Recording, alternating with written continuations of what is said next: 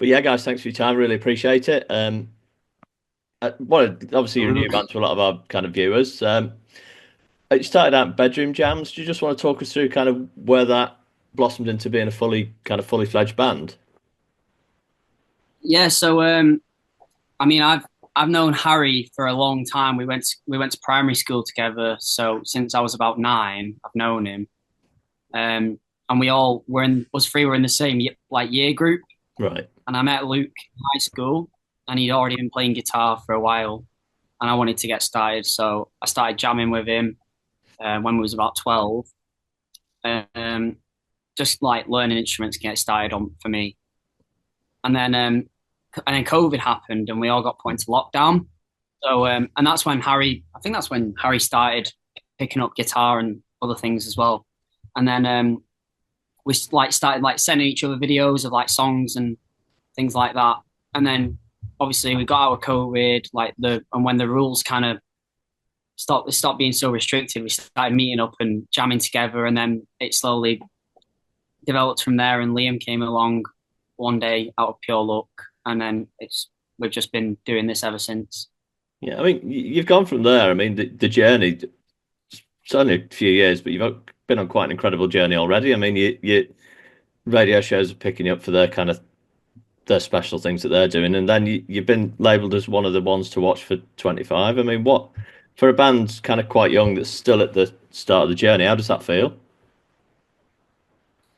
Um, I mean, I think it's like It's just what we were hoping it's for, what to we be was honest. yeah, it's exactly what we've been wanting. Yeah, And we there's a lot of luck involved, definitely, but I think we practice a lot, we play a lot together, and we're all friends as well, so it's perfect, and it feels like we're working, we're actually like breaking a sweat to do it. I mean, I know being a musician is not exactly blue collar job, but it feels like we're actually working hard. Yeah. I mean, what is the ambition? What is the big goal, or is there a big goal? World domination. Yeah. World domination. Yeah. We just want to write great songs that people see to be great songs, be self-sufficient. and be self-sufficient from Yeah. doing what we love. Yeah. I mean, it's Like obviously a any, challenging industry to be in, but I mean, the way you're starting already must be really kind of be a really kind of positive step forward for you guys. I mean, and to go from that to a sold out debut Manchester show in your home city. I mean, what does that feel like, and what do you remember about that show? Excited. It was Yeah, like it was probably the best gig we've done by like a long stretch. It was just like to see everyone singing the words back to us and enjoying themselves. It was really special. yeah. I mean, you've gigged with like some kind of big artists that have, I guess, made the next step, like Jamie Webster, people like that. I mean, working with people like that, what do you learn from that?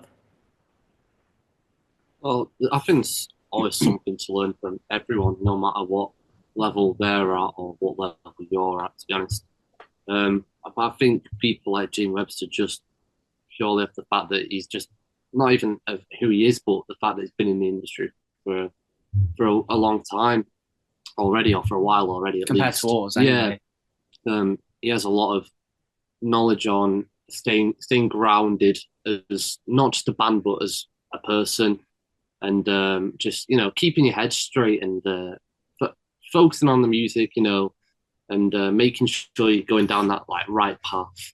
You're not becoming an idiot or whatever. You know what I mean. Yeah, He's like yeah, I think everyone, to be honest, there's something to learn from. Um, I think we try and take something from every band we play with, really, Definitely. yeah, because there's always stuff to learn about who yeah. you are. I mean, given the kind of stuff you've had already, that let's be fair, a lot of bands don't get. There's thousands and thousands of bands out there that don't get the opportunities you've had already. How hard is that to not let it get to your head? I mean, how do you keep grounded? I mean, We don't feel famous or anything, do we? we don't feel famous, but We don't think it's we are. we don't yeah exactly yeah. And we still all go to like college and school and stuff Right. and everyone's on equal footing there. So you can go to yeah. We still have to remember you play if you play big support gigs. You're a support artist. Those people are there to see you, Yeah. and you just got to kind of remember like we're still at an area where we need to like work on things like tighten our music up. We're always trying to get better. Yeah. It goes back to like things from everyone you work with. So I think that helps. If you're constantly picking things up, you're constantly reminding yourself that you've got something to improve on. Yeah, I mean, but then you look at a band like I guess Blossoms or a band like that who've gone from being relatively unknown to being absolutely huge now. I mean, is your ambition to be like bands like that when you see local bands? Yeah, like obviously we've got great ambition, and I think what we want to be a band of that caliber. And I think if we didn't, we wouldn't put as much time into it. Yeah. So it's always nice to be able to look up to people like Blossoms and other bands that are doing really well. Yeah, I mean, there's a couple of smaller bands as well, like Oasis, I guess, who are doing a few smaller gigs. I mean, that must be the That's stepping stones. Yeah, Heaton Park now, then World after that, it's easy. But yeah, I mean, you've got your second EP coming out, Homegrown, in a couple of weeks. What can you tell us about the themes on the EP? What have you been writing about for this one? Well, I think this one, I mean, it's called Homegrown because that's like the general theme of it.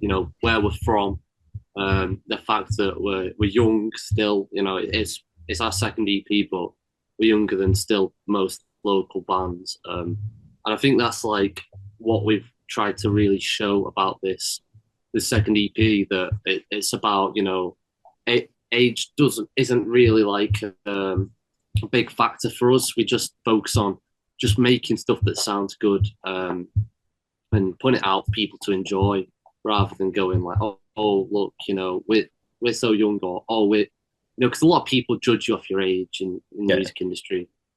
We're trying to kind of show that that's not it's not the case, and this is what hopefully other people can do as well. Not just us. Yeah, I mean, is that frustrating that people obviously look at you and think, "Oh, it's just a bunch of young kids"? Does that frustrate? Or does it, does it push you even harder?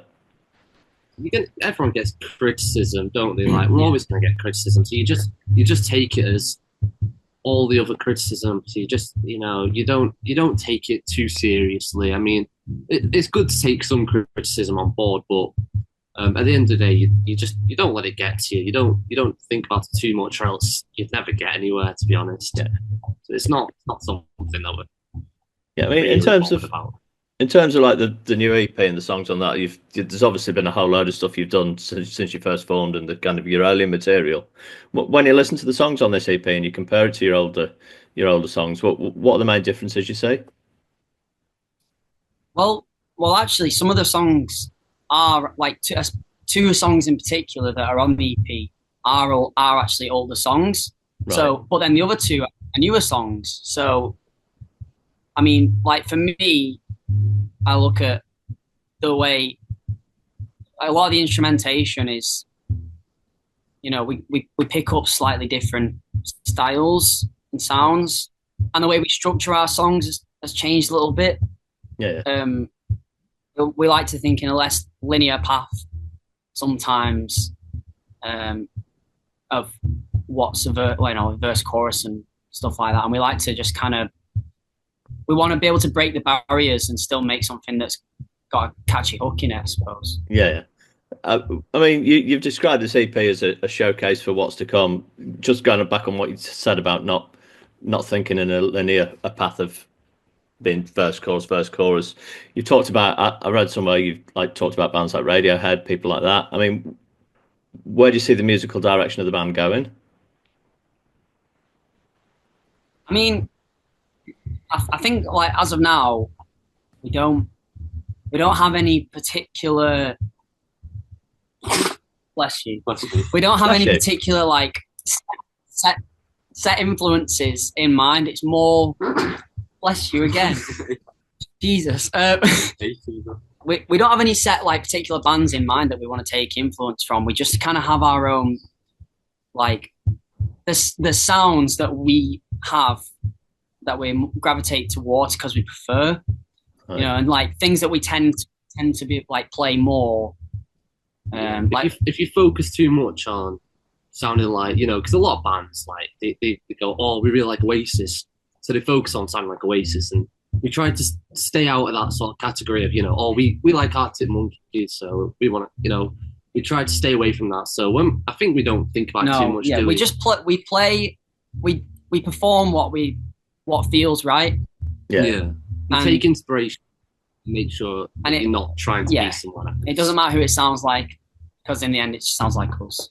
That's what we try for. I mean, in terms of inspiration, do you have a kind of common band or a common set of bands that you kind of all like that you draw inspiration from? And what about lyrically?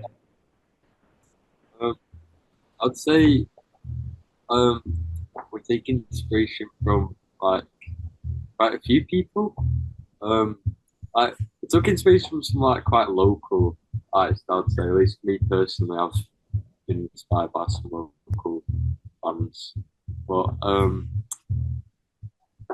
all our tastes are different. Yeah, we've got like quite a varied music taste, and we all try and like blend it together in like a mixing pot and come out with something. Yeah, I think lyrically as well.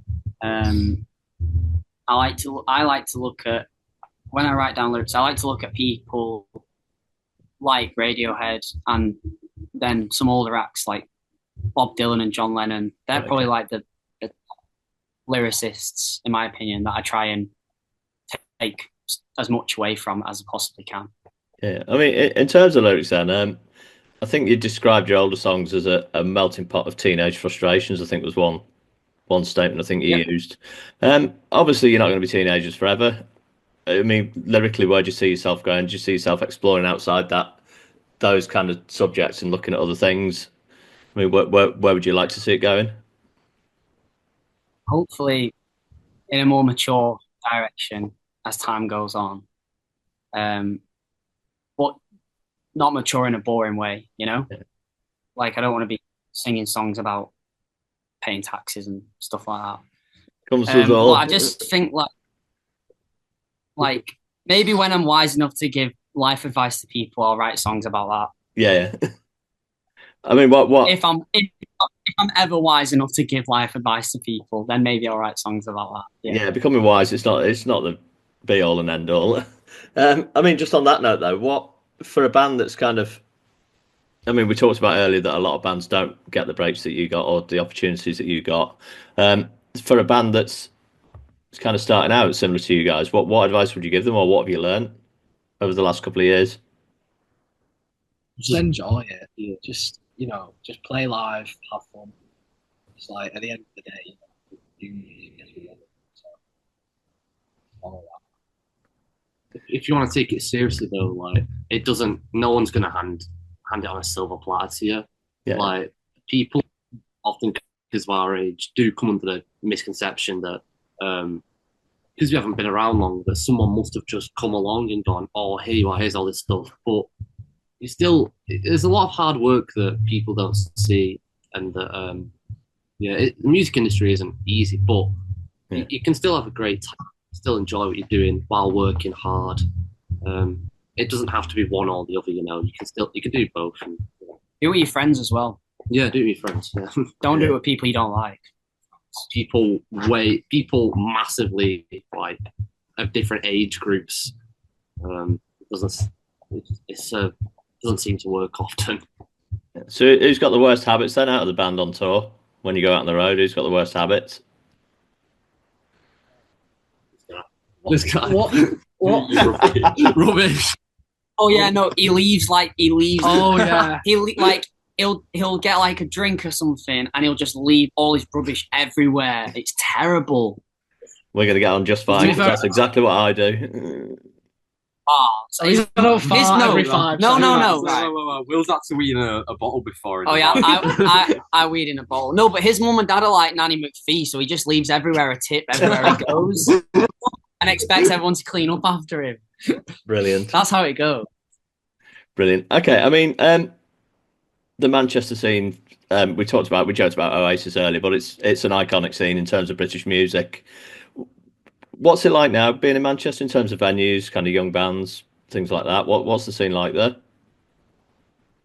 It's quite thriving at the minute. There's a lot of great venues in Manchester. I mean, we played the Deaf Institute twice. We played Club Academy and Academy 3, and everywhere seems there's always some groups of people are interested in going to every venue in Manchester. Like I said before about like the age gap in bands. There's a lot of age gap in bands. There's a lot of Hello, Joe. Hello, Joe. Joe. Oh, Hello. 2 minutes. She's just muted. I can't. Oh, you can't. Oh wait, are we all right? Yeah, well, I'm good. Yeah. Good. Yeah, sorry. Anyway, as I was saying about the age gap in bands, like there's a lot of like young people in bands together, whether it's like college or uni bands, but there's also like quite a lot of older people, like the guy who owns the rehearsal space here. Old person. Yeah. He's gonna love that you called him an old Oh person. yeah, we won't tell him that I said that, but he's like 40s, like people Old to us. yeah, old to us, like our parents' ages that are in bands together now in Manchester gigging. Like my auntie and stuff, like it's quite mad. It's good to see that it's not just our age, that like everyone seems to be enjoying music. Okay, brilliant. Right. If we kind of spoke again in 12 months' time, what would have been a successful year for you guys? World domination. World domination. Yeah, No, I mean, £1 million. hopefully, like, having a little bit more music out and maybe doing our first like little tour. I think if we want the Spotify, we want to work a bit on our Spotify to get like more listeners and stuff.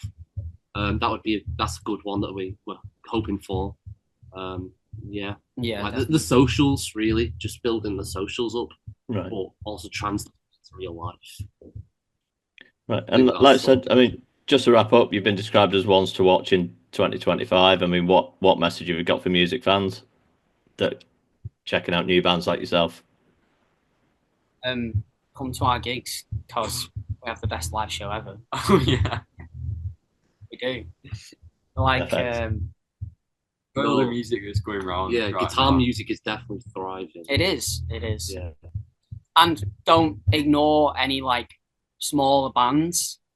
Even if they've got like 50 listeners, don't ignore them because you actually don't know and they could be really good.